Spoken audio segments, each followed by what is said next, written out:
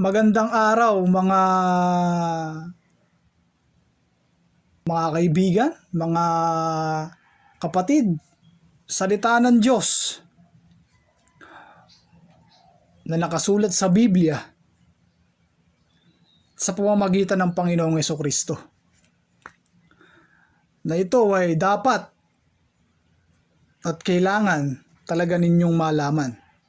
Dahil ito ay tunay na katotohanan na merong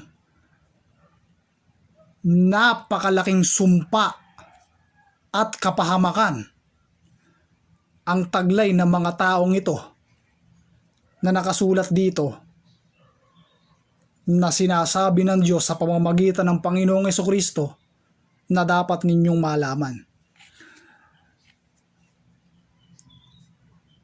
Heto, sa Mateo, saaba ninyo, kayong mga taga-akay na bulag, na inyong sinasabi, kung ipanumpa ninuman ang templo, ay walang anuman. Dadapwat, kung ipanumpa ninuman ang ginto ng templo, ay nagkakautang nga siya. Ano ba'y panunumpa? Pananalangin. Itutuloy ko pa. Kayong mga mangmang at mga bulag, sapagkat alimbaga ang lalong dakila, ang ginto o ang templong bumabanal sa ginto.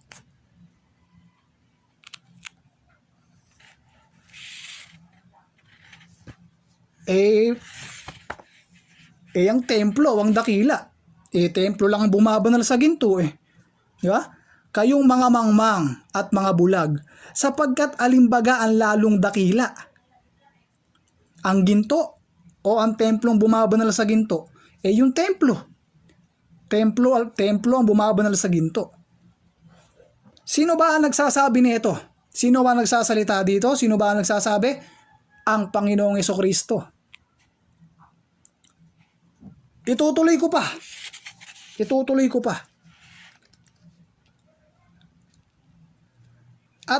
At kung ipanumpa ninuman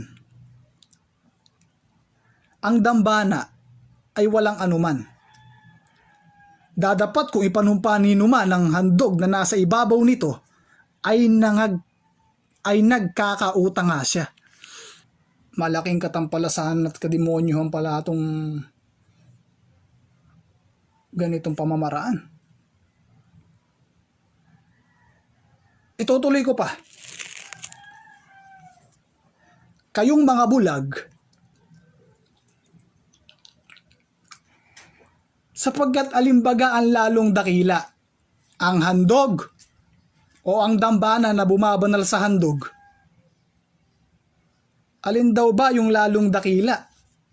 Yung handog daw ba o yung dambana na bumabanal sa handog? Yung dambana. Yung dambana lang ang bumabanal sa handog Ang mangmang ay napakabobo.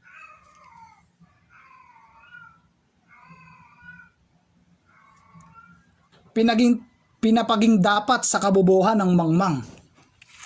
Yun ang mangmang. Ano pa?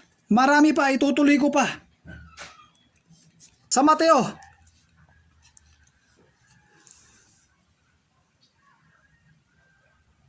ay nakasulat,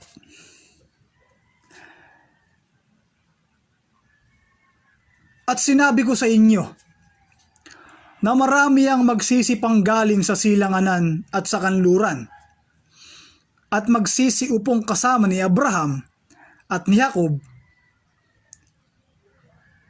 at magsisiupong kasama ni Abraham at ni Isaac at ni Jacob sa kaharian ng langit. Ano ang sabi? Marami raw na magsisipang galing sa silanganan at sa kanluran na magsisiupo na kasama ni Abraham, Isaac at Jacob sa kaharian ng langit. Magsisiupo daw na magkakasama sa kaharian ng langit. Tutuloy ko. Datapwat, ang mga anak ng kaharian ay pawang itatapon sa kadiliman sa labas. Diyan na nga ang pagtangis at pagngangalit ng mga ngipin. Itatapon pala sila sa labas. Magsisiupong kasama pero itatapon sila sa labas. Sa kadiliman. Sa ibang salin o sa ibang Biblia, ang nakalagay, itatapon sila sa impyerno. Matindi pala itong lahi ni Abraham, Isaac at Jacob. Ito pala yung mga itatapon na magsisiupo, Magsisiupo pa sa kaharian ng langit, pero itatapon sila. Bakit kaya? Bakit kaya itatapon sa labas?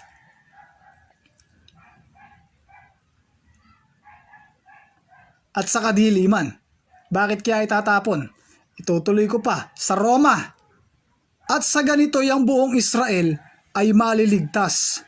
Gaya ng nasusulat, magbubuhat sa Sion ang tagapagligtas. Siya ang maghihiwalay sa Jacob ng kalikuan. Kaya pala itatapon Jacob pala ng kalikuan. Kalikuan, suwail, lapastangan, tampalasan, ay masuwayin. Si Jacob pala ay merong napakalaking sumpa na tangan-tangan. Matindi pala itong si Jacob. Teka, nawala yata si Abraham at saka si Isaac. Ba't si Jacob na lang ang natira? Ba't yung apo na lang ang natira? Ba't ganun ang lahi na yun? Ano kayang nangyari, Ba't nawala kaya si Abraham at si Isaac? Yung apo na lang ang natira. Parang patay na, Heto pa. Meron pang isa. Ito naman ay tungkol sa pagpapanganak o tungkol sa paghuhugas o sa bautismo. Sa Juan, sulat din at Panginoong Hesukristo ang nagsasabi. Heto. May isang lalaki nga sa mga Pariseyo na nagngangalang Nicodemo, isang pinuno ng mga Hudyo. Ito rin ay naparoon sa kanya ng gabi. At sa kanya ay nagsabi, Rabbi, nalalaman naming ikaw ay isang guro na nagbuhat sa Diyos, sapagkat walang makagagawa ng mga tanda na iyong ginagawa, maliban na kung sumasa kanya ang Diyos. Ito rin ay hula, talinghaga, malalim na kahulugan. Isang pinuno, nangunguna siya. Nangunguna, isang pinuno ng mga Hudyo na nagtatanong sa Panginoong Hesus. Itutuloy ko, sumagot si Hesus at sa kanya'y sinabi, Katotohanang sinasabi ko sa iyo, maliban na ang tao'y ipanganak na muli, ay hindi siya makakakita ng kaharian ng Diyos. Nagtanong siya ng ganun sa Panginoong Hesukristo at sumagot ang Panginoong Hesukristo ng katotohanang sinasabi ko sa iyo, maliban na ang tao'y ipanganak na muli, ay hindi siya makakakita ng kaharian ng Diyos. Kapag daw ipinanganak muli ang tao, ay hindi makakakita ng kaharian ng Diyos. Hindi pala pwedeng ipanganak uli, Hindi pala pwedeng ma-repress. Hindi pala pwedeng mahugasan. So itutuloy ko pa. Sinabi sa kanya ni Nicodemo, paanong maipanganganak ang tao kung siya'y matanda na?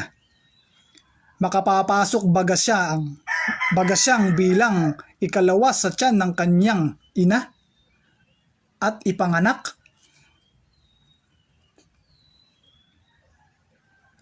Si Nicodemo, pilosopo magtanong. Tinanong niya yung Panginoong Hesukristo.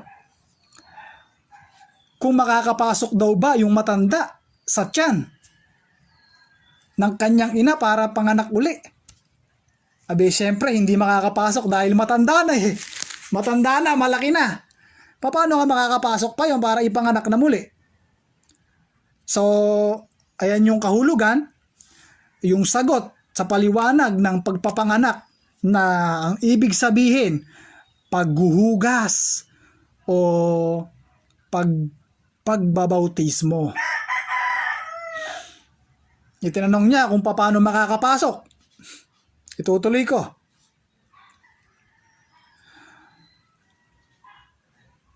Sumagot si Jesus, katotohanang sinasabi ko sa iyo, maliban na ang tao'y ipanganak ng tubig at ng espiritu, ay hindi siya makakapasok sa kaharian ng Diyos.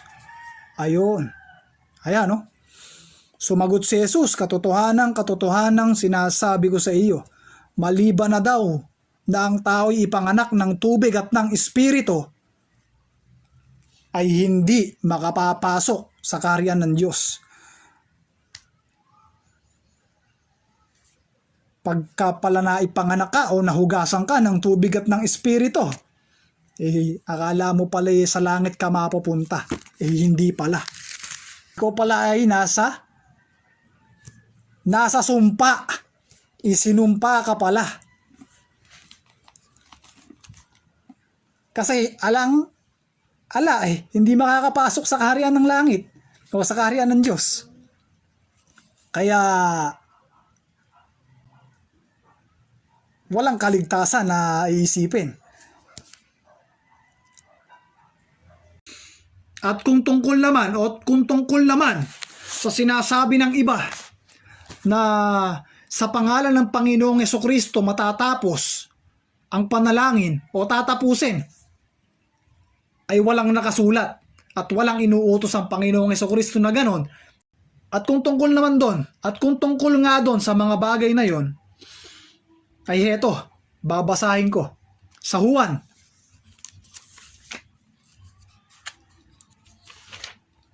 Ay heto. Katotohanang sinasabi ko sa inyo, ang sa akin ay sumasampalataya, ay gagawin din naman niya ang mga gawang aking ginagawa. At lalong dakilang mga gawa kaysa rito ang gagawin niya, sapagkat ako'y paroroon sa Ama. At ang anumang inyong hingin sa aking pangalan, ay yaon ang aking gagawin, upang ang Ama ay lumuwalhati sa Anak. Panginoong Hesukristo na naman ang nagsasabi at nagtuturo. Heto babasahin ko, napakalinaw nung talata. Napakalinaw. Katotohanang sinasabi ko sa inyo, ang sa akin ay sumasampalataya ay gagawin di naman niya ang mga gawang aking ginagawa. At lalong dakilang mga gawa ang gagawin kaysa raw sa mga ginawang kanyang ginawa. Mas lalong dakilang mga gawa ang gagawin kaysa sa kanyang mga ginawa. Masihigitan pa, Masihigitan pa yung ginawa, at ang lahat ng hihingin ay ibibigay. So, sa madaling salita, inuutusan muna na gawin. Mas higit daw na mga dakila pang mga gawa ang gagawin niya. At ang lahat ng hihingin sa pangalan niya ay ipagkakaloob ng Ama na nasa langit. So, inuutusan munang gumawa at mas higit pa na mga gawa ang gagawin. So, malaking kamalian at malaking kabulagan at malaking katampalasanan na hindi sa pangalan ng Panginoong Hesukristo, hindi sa ako'y naninira sa inyo, hindi sa nananakit ako, dahil binabasa ko mismo yung talata na Panginoong Hesukristo mismo ang nagtuturo. Ayoko kayong saktan. Hindi para bulagin kayo. Hindi para kayo ay hindi turuan. Hindi para itago sa inyo ang katotohanan, kundi para ipaalam. Kung meron kayo sa sariling mga Biblia nyo, tingnan nyo. Dahil gusto kong ipaalam sa inyo ang mga tunay na katotohanan. At hindi ipinagdadamot yun. Hindi ipinagdadamot, hindi itinatago, hindi inaangkin. Walang siraan. Dahil Panginoong Hesukristo ang pinag-uusapan at doon tayo sumusunod. Doon tayo naglilingkod. Panginoong Hesukristo mismo. Walang iba-ibang mga talata. Talata rin na magpapaliwanag. Nasa talata rin. Kaya kung meron kayong mga Biblia at sa Panginoon Diyos o sa Diyos at sa Panginoon tayo sumusunod, makikita natin kung alin talaga ang tunay at kung alin ang nakasulat at kung ano ang sinasabi at kung ano ang inuutos. Napakaraming iglesia na nakatayo dito sa ating bansa. Iba-ibang mga iglesia. Iglesia ni Juan, iglesia ni Kuno, iglesia ni ganon, iglesia nito, iglesia ni Juan, mga iglesia na sinasabi nila na nakasulat daw sa Biblia. Merong Church of Juan, Church of Ko, Church of Wu, Church of Pang, mga church na mga congregation na mga nagsipagtayo na napakarami. Na talagang nakikita ko at nakikita nyo rin. Maraming kanya-kanyang mga iglesia, Pero ilan ba ang Biblia?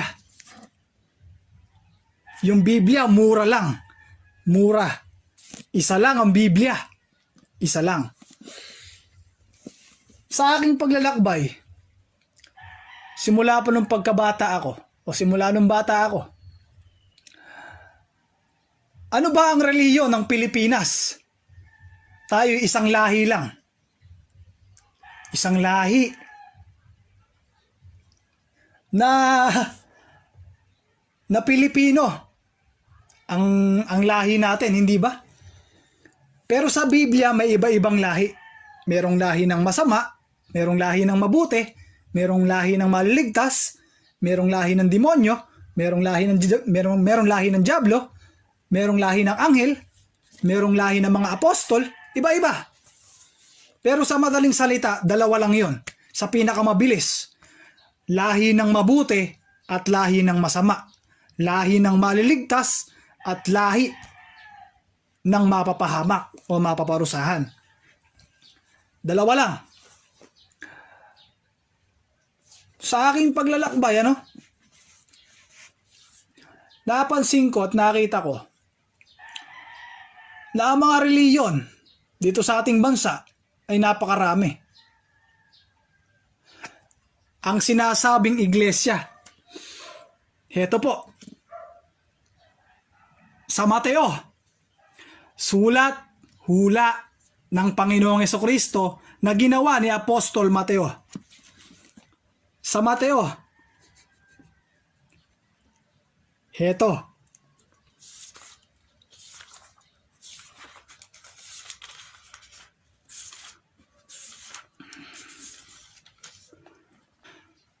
hula ng Panginoong Hesukristo.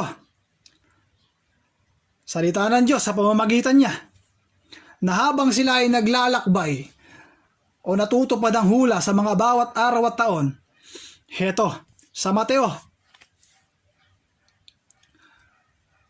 At sinasabi ko naman sa iyo na ikaw ay Pedro, at sa ibabaw ng batong ito ay itatayo ko ang aking iglesia.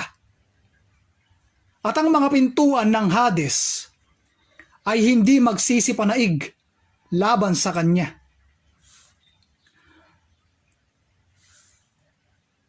At sinabi muli ng Panginoong Hesukristo, at sinasabi ko naman sa iyo na ikaw ay Pedro, at sa ibabaw ng batong ito ay itatayo ko ang aking iglesia. At sinabi kay Pedro ng Panginoong Hesukristo na sa ibabaw ng batong ito ay itatayo ko ang aking iglesia. Siya ang bato na itinakwil ninyong mga nagtayo ng bahay na naging pangulo sa panulok. Siya ang bato na itinakwil ninyong mga nagtayo ng bahay na naging pangulo ng panulok. Itinakwil, pinaslang, binuyaboy, sinaktan, pinahirapan. Nino? Ninyong mga nagtayo ng bahay.